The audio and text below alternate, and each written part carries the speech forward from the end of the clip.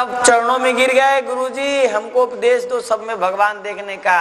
उन्होंने तब कान में मंत्र दिया, तब जाओ तुम्हें आज से सब में भगवान का दर्शन होगा। तो उन्होंने जीवन में पर्यंत सब में भगवान का दर्शन किया। एक बार ये घटना, कुत्ता रोटी बना रहे थे, कुत्ता आया जबड़े में रोटी दबा के भाग गया। उसके पीछे घी का कटोरा लेके गए, महाराज रुको रुको, बोला ये घी भी लगा लो, अच्छा से खाओ, गले में अटक जाएगा। प्रभु रुक जाओ रुक जाओ।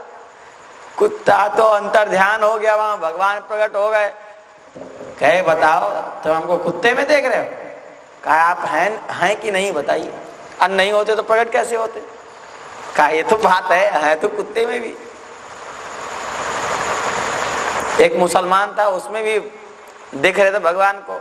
कबीरदास जी आ गए, कहे तुच्छ मुसलमान के कपड़ा धो रहा है? कहा नहीं नहीं ये मुसलमान नहीं है, हमको तो लग रहा है कि घोड़ा के रूप में हनुमान जी और उसके ऊपर बैठे राम जी। ध्यान से देखो कबीरदास जी, राम जी है, सच में वहां हनुमान जी और राम जी प्रकट हो गए। तो इसको कहते हैं सिद्ध भाव, सब में भगवान का दर्शन करना। ये भाव से संभव है, ये कोई वैज्ञानिक खोज नहीं है। ये भाव भी देखो, ये भी एक भक्ति, एक विज्ञान है। उस विज्ञान में आपको बाहर के तंत्र आपके सहयोगी नहीं रहेंगे। आपके मानसिक तंत्र में भगवान के लिए जो भाव है वही आपका सब कुछ है। ठीक है, हाँ। खैर ये जरूरी है कि भाव कैसा होता है। संतों का कथा सुना के उदाहरण दे के आपको हम उदाहरण दे रहे थे कि भगवान के भक्त कैसे होते हैं। ये उदाहरण है आपका, और ये कलिकाल के भक्त हैं सब, एक से एक भक्त हैं महाराज। मीराबाई जी को आया हाथ, मीराबाई जी को सांप का पिटारा भेजा, कहा इसमें शालिग्राम भगवान है। सखियों ने कहा नहीं नहीं मीराबाई जी, इसमें ना सांप है, अगर इसको आप छुएंगी तो ये सांप आपको काट लेगा। कहा नहीं नहीं, जब शालिग्राम कह दिया तो शालिग्राम होंगे। आंख मुद के निकाला महाराज, सांप भी शालिग्राम बन गया। बता, ये कोई चमत्कार दिखाने के लिए नहीं, पर भाव कह दिया कि शालिग्राम है, तो सांप अंतर जहां का था वहां चला गया, वहां भगवान प्रकट हो गए।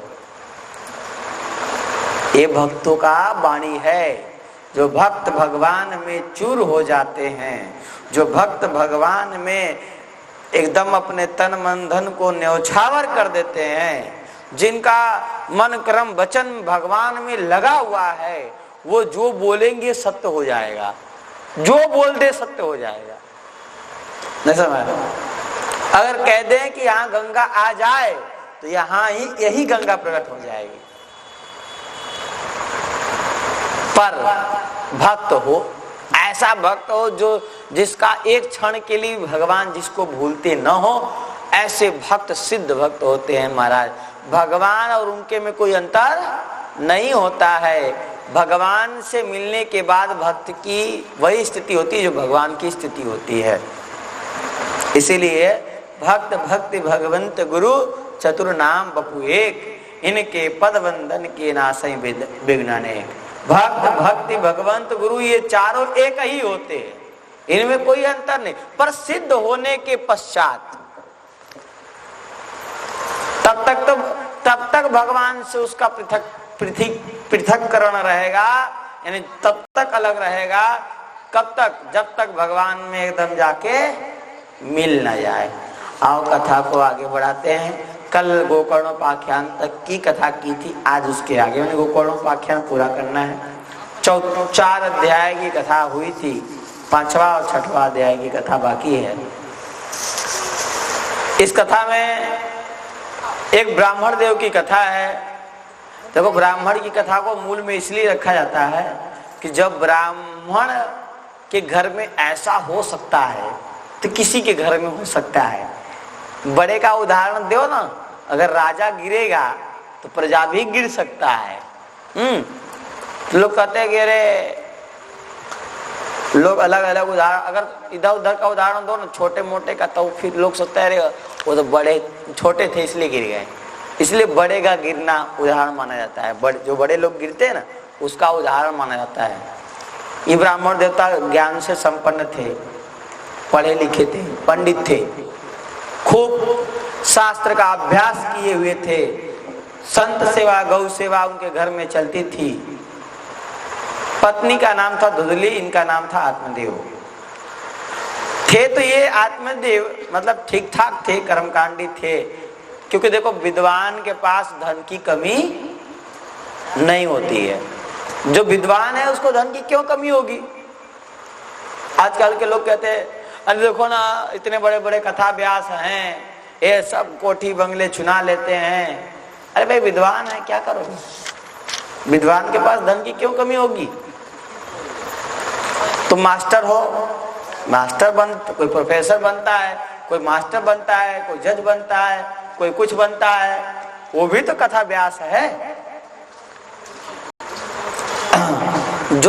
वो भी तो नौकरी करके अपने घर चिना रहे हैं, ये तो भगवान की नौकरी है। तो जो विद्वान होता है ना, आज से नहीं शुरू से ही जो विद्वान है उसको धन की कभी कोई कमी नहीं होती है। अच्छा, केवल विद्वान होने से भी नहीं, मान लो तुम विद्वान तो हो पर घर में बैठे हो, घर से बाहर नहीं जा रहे हो, समाज में नहीं जा रहे हो, धर्म प्रचार नहीं कर रहे हो, ज्ञान का सदुपयोग नहीं कर रहे हो, तो तुम्हारे विद्वान होने के बाद भी तुम्हें कोई जानेगा नहीं। कला तो है पर दिखा नहीं रहे हो। कोई मान लो हथियार बनाना जानता है, हथियार बनाएगा तभी नहीं बेचेगा। जिसके पास जो कला है जब तक दिखाएगा नहीं तब तक उसका कला कोई काम का नहीं है। ऐसे ही जितना बड़े विद्वान हैं अपनी विद्वता अगर घर तक रखेंगे तो फिर उनकी विद्वता उनके साथ ही चली जाएगी ऊपर, कोई नहीं जानेगा कि ये भी विद्वान थे। तो विद्वान थे महाराज, सब जगह जाते थे, बड़ी पंडिताई थी, धन की कमी नहीं थी। बस विवाह हुए लंबा समय हो चुका था और सभी गृहस्थ का 1-2 साल में मन करता है कि भाई लड़का हो जाए। 1-2 साल बाद जितने गृहस्थ होते हैं सोचते 1-2 साल हो गया।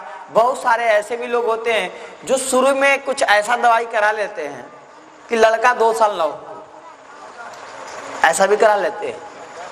विवाह होने के तुरंत शुरू में सुई लगवा लेते हैं, कुछ ऐसा कर लेते हैं या कुछ दवाई खा लेते हैं कि अभी लड़का ना हो।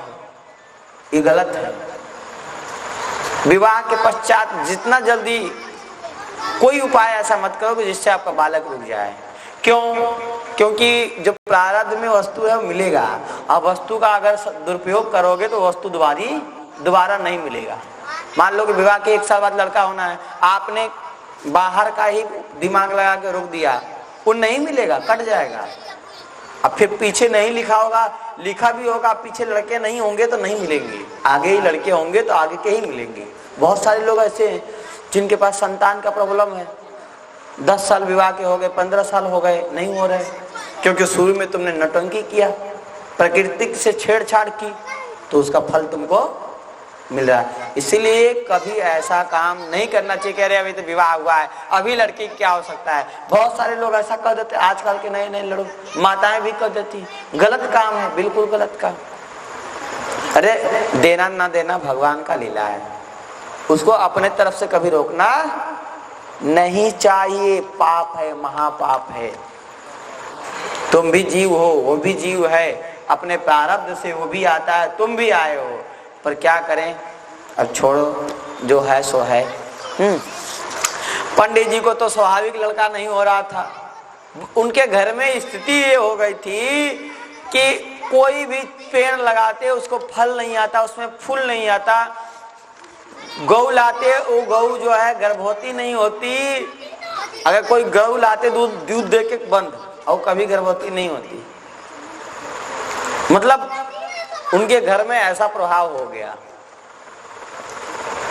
बड़ा दुखी हो गए महाराज। अच्छा, लड़का ना होना एक दोष है, अब जानबूझ के तुम रोक रहे हो, तुम्हारा दोष है। आजकल तो बहुत गड़बड़ हो गया। हम कहने में हमको दुख हो रहा है, पर लिखा है स्वामी जी ने एक जगह, संत लिखे हैं इस पे।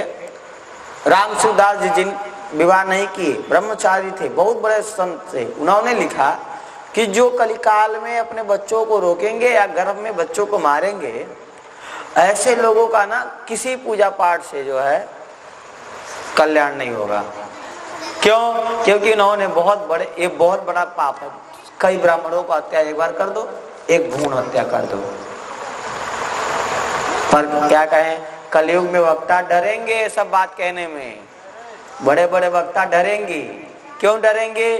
क्योंकि अगर ऐसा बात कहेंगे तो समाज के लोग उनका कथा नहीं सुनेंगे, कहेंगे कि ये तो ऐसी ऐसी बातें करते हैं महाराज। पर हम तो कहेंगे, क्योंकि हमें डर नहीं है। क्यों डर है? सुनो न सुनो टेंशन क्या है। एक लोग सुनेंगे तो भी उतनी ही कथा कहनी है, और 1000 लोग सुनेंगे तो भी उतनी ही कथा कहनी है। जो बात सच्ची है उसको कहने में कभी शर्म करना नहीं चाहिए। आगे चलते हैं महाराज। यहाँ धुंधली देवी को तो बालक चाहिए ही नहीं था, और आत्मदेव को बालक की प्राप्ति के लिए बड़ी इच्छा थी। वो आत्मदेव अपने प्राण त्यागने के लिए उद्देश्य कि मैं अब घर द्वार छोड़ दूंगा, अब नहीं रहूंगा घर में, क्योंकि कोई रिश्तेदार उनके पास नहीं आता था। देखो पहले के लोग बहुत ज्यादा इसको मानते थे, इसके हाथ से पानी मत पीना। क्यों? क्योंकि इसके पास बालक नहीं है। ऐसे मानते थे कि नहीं? अरे इसको बालक मत दे देना, इसका बालक नहीं है। पहले के लोग बहुत मानते थे, अब तो मानते भी नहीं है।